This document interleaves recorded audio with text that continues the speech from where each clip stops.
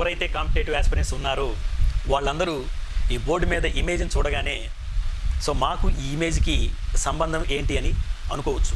So కొంతమంది catch చేసి ఉండొచ్చు. సో విషయానికి వస్తే ఈ ఇమేజ్ చూడగానే మీకు ఒక కొటేషన్ గుర్తు రావాలి. టెన్షన్ ఎందుకు దండగా, క్రేన్ ఒక్క పలుకులు ఉండగా. ఈ కొటేషన్ పెట్టినటువంటి ఆ కంపెనీ యజమాని గ్రంథి సుబ్బారావు గారండి. సో ఆయన కూడా ఆర్థిక ఇబ్బందులను తట్టుకోలేక ఒకరోజు ఒక నదిలో దూకి ఆత్మహత్య చేసుకుందామని ప్రయాణం అయ్యాడు. సో నది వరకు వెళ్ళాడు. వెళ్ళి తను దూకటానికి సిద్ధమయ్యి ఇలా దూకబోతుండగా పక్కన ఒక పక్షిని చూశాడు. ఆ పక్షి ఒక కొంగ. మీకు అర్థమయ్యే ఉంటుంది ఈ పాటికి, కొంగ. సో ఆ కొంగని గమనిస్తే ఆ కొంగలో ఇతను గమనించినటువంటి విషయం ఏంటంటే ఎందుకో ఆ సమయానికి ఇతను ఆ కొంగను చూసి దూకటం ఆపేశాడు. ఎందుకంటే అది ఒంటికాలు మీద నిలబడి ఏమి కదలకుండా అట్లాగే చూస్తూ ఉంది. సో అరగంట గంట తర్వాత ఒక చిన్న చేప వస్తే దాన్ని పట్టుకుని ఎగిరిపోయింది. ఈయన ఒక్కసారి ఆలోచించాడు, అసలు ప్రపంచంలో విజ్ఞత గల జీవి మనిషి. ఒక మనిషి పుట్టి నేను ఇలా చనిపోవడమా అనే చిన్న ఆలోచన వచ్చింది. ఎవరిని చూసి వచ్చింది? కొంగని.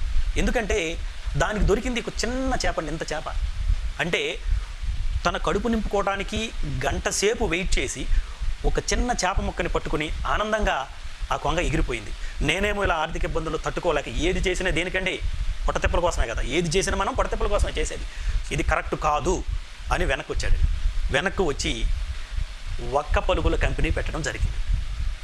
అందుకే చూడండి, అతను పెట్టినటువంటి కంపెనీ క్రేన్. గ్రంథి సుబ్బారావు గారండి. కావాలంటే మీరు యూట్యూబ్లో చెక్ చేసుకోవచ్చు. క్రేన్. అందుకే తన జీవితాన్ని మలుపు తిప్పినది ఎవరు? ఒక కొంగ.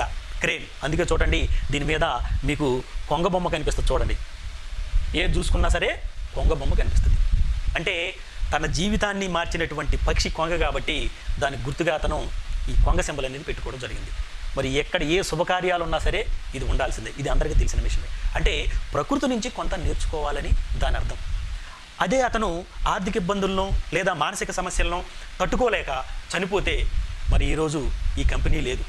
ప్రస్తుతం వీళ్ళ కుమారుడైనటువంటి గ్రంథి కాంతారావు గారు ఈ కంపెనీని కోట్లలో టర్నోవర్ చేస్తున్నారండి. మంచి క్వాలిటీ ఉంటుంది, అందరికీ చాలా పరిచయం ఉన్నటువంటిది.